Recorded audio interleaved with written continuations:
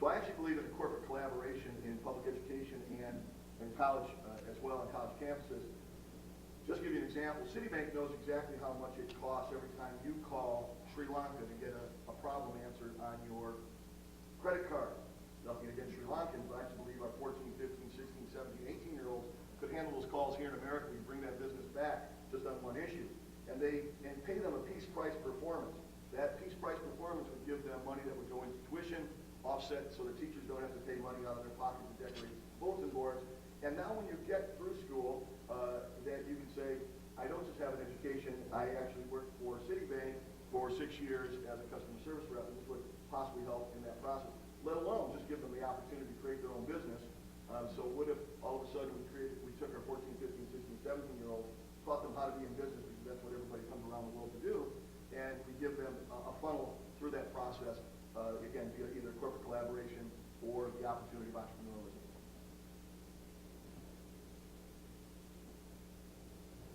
Well, I've read the U.S. Constitution, and I can't find anywhere where it creates a positive right for somebody. What I mean by positive right is where it creates a duty for someone to provide a good or service to you. So when it comes to whether it be healthcare or education, I don't see a positive right for government to give you an education. What that means is that I'm going to use force to take money from him and give it to you for your education.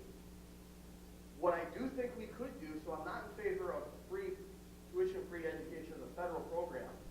What I would say is that if the federal government gets its budget house in order, maybe in Congress we could have that vigorous debate, but until the money's there really isn't anything to talk about. I also believe the state and local governments could provide tuition and education assistance within their own boundaries, and that would be constitutional under the 10th Amendment. So I do think that education is important, but I don't want to use force to pay for that education. I don't want to point guns at somebody, which is what government does. The government's force, and use that to provide a positive right to somebody. That's not what government's for. Government is there to protect your rights and be a referee in a small system that makes things fair. Well, one of the hard lessons, I guess, to learn growing up is that nothing's free. Somebody has to put the bill in some way.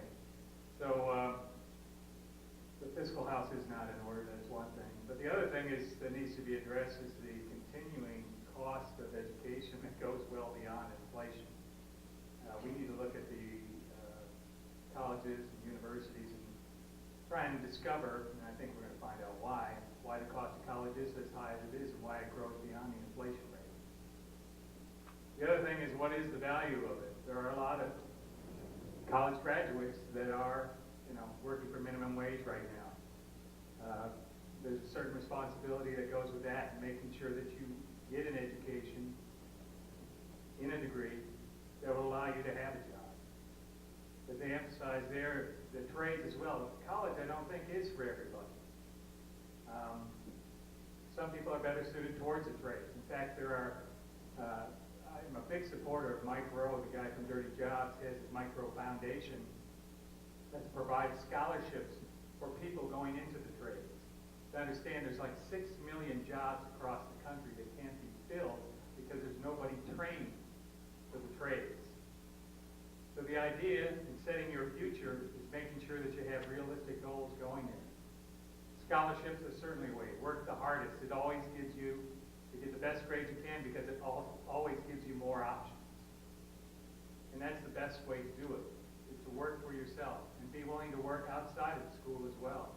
A lot of people in this room, I'm sure, worked when they were in college to put themselves through, made a lot of sacrifices.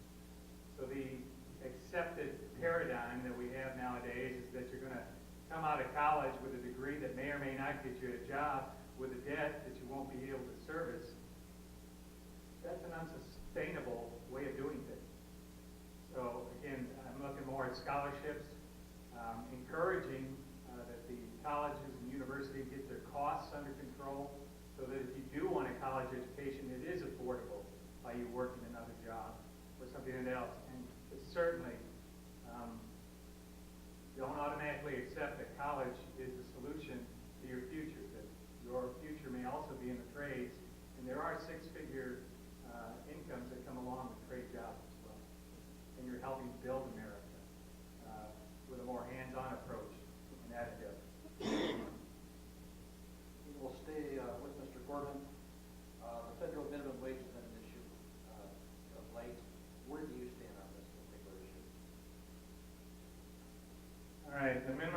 wage, I've been saying for a long time that if you want to get things really messed up, get the federal government involved. All right? Minimum wage is another thing. That's one where they're trying to set a precedent for what the minimum wage should be across the nation, no matter what your job is, no matter what your skills are, no matter what you're bringing to that position. And that's wrong. This country wasn't founded that way. Free enterprise capitalism, that's how we are. Let the market bear what that position's worth. And that does it. And the minimum wage, in its initial designs, it's not to support a family home. It's your starting wage. It's your venture, your first venture into the job scene. And that's what it needs to be looked at. It's not a living wage. It never was meant to be. But the markets determine where it goes.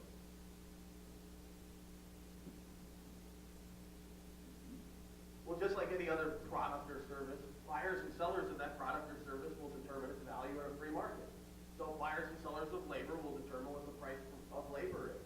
By having an artificial minimum wage, what you're doing is you're telling people who can't find a job at that minimum wage, let's say we raise the minimum wage to $15 an hour. Someone whose marketplace value is not worth $15 an hour is now unemployed.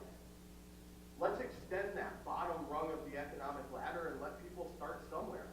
Let's get the government out of the way. When government gets involved, like you said, it makes things worse. Let's let buyers and sellers determine what the prices of products and services are for, and that includes labor, so no minimum wage.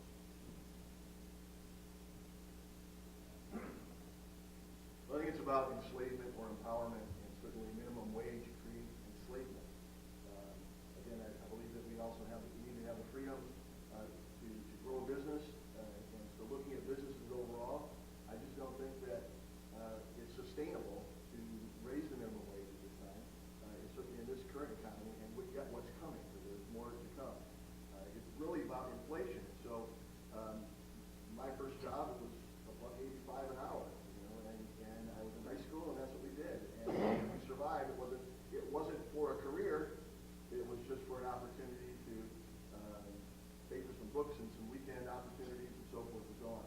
And so I think that we have enough things in place, certainly in government already, that we don't need to add an extra expense to this mix.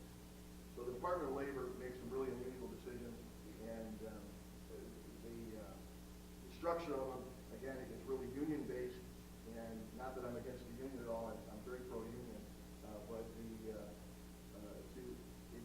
instill an idea that you need $12 or $14 or $15 an hour is a cover-up for our inflationary problems, our misappropriation problem, and it's just to divide them into a different direction than addressing the truth.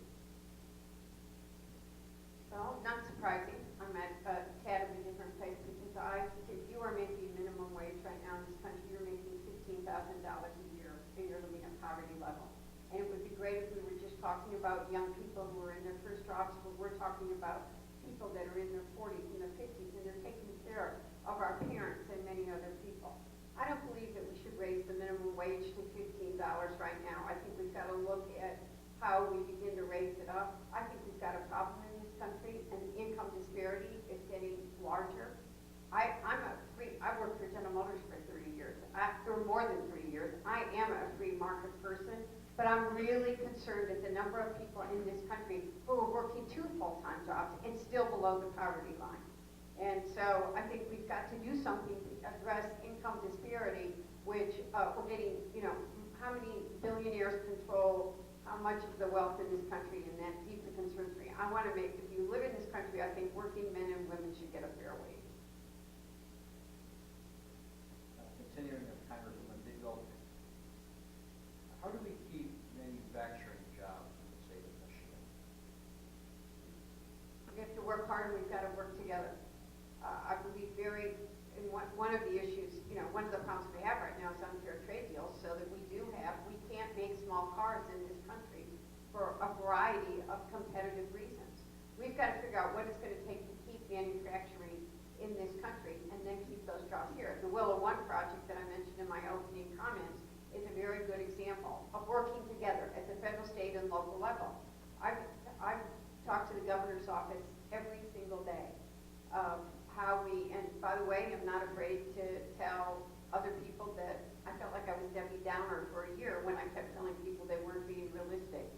got to build coalitions and partnerships and figure out what it's going to take to have a competitive environment to bring those jobs and make sure that we keep them here. And while we want to keep the auto industry strong, while we've got to make sure that we've got innovation and technology, we've got a partnership with academia, the OEMs, the supplier community, so we're creating that climate. We also need to diversify our economy. So we need to be looking at how we create those biotech jobs, how we do a variety of things, and it requires us to work together in strong coalitions to keep those jobs here. In 1974, there was some legislation passed called the 1974 Trade Act, opened up free trade in Southeast Asia. We had no idea the impact in that, but it certainly gave a lot of corporations an opportunity to expand their business.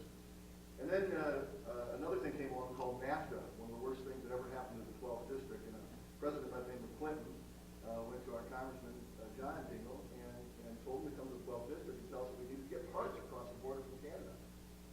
We all said, great, let's do this. Let's move these parts from Canada back to the United States so we can move our auto business along.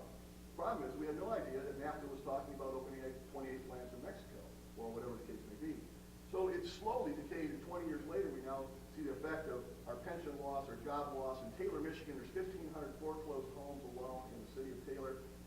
It's a decay, it's a corrupt. So we have this thing called the TPP that's come up, and everybody says they're against it. The problem is that there's already been legislation passed to move these things along. First thing was, the 1974 Trade Act was supposed to basically close down, or say shut down in a sense, in January 1, 2017. It was supposed to be extended to 2021. So that in itself is a problem, opening up a door to the TEA, the TPA, the other things that go with all that. And so Debbie voted to open up free trade with 14 other countries since she's been in office. So those free trade agreements in the sub-Saharan bill opened up 13 countries to free trade, and then also I think Korea got added to that in an immigration bill that got cut down inside of it. So these are the things that that slowly will decay our country as long as we keep opening up free trade to other countries, and I believe we need to bring that business back. I just want to, John Dingell was one of the strongest opponents to NAFTA, for the record.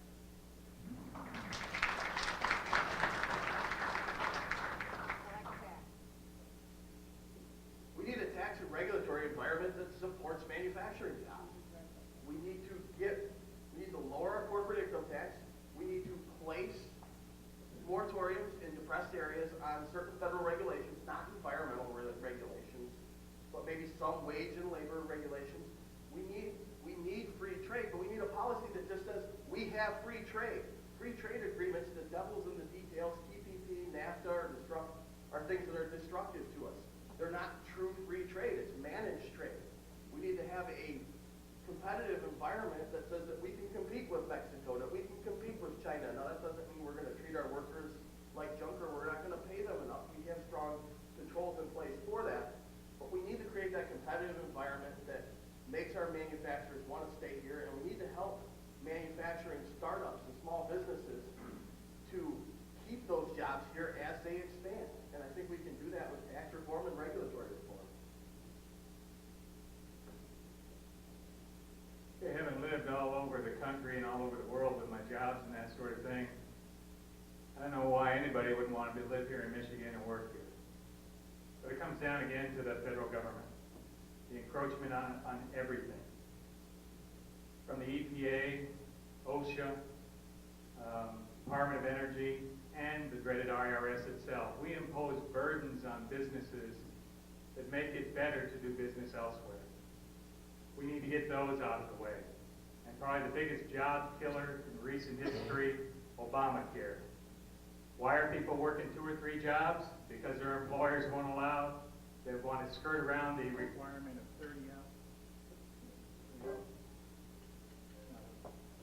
The requirement for providing medical benefits if you work over 30 hours, or if you have so many employees. Again, that's a job killer. That's an example of the federal government getting involved in a place they have no constitutional right to be and impacting our lives.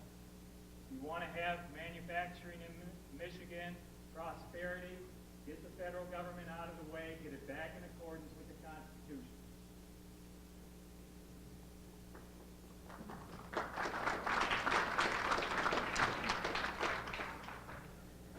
with that, I'd like to thank all of our candidates. Please give them a round of applause.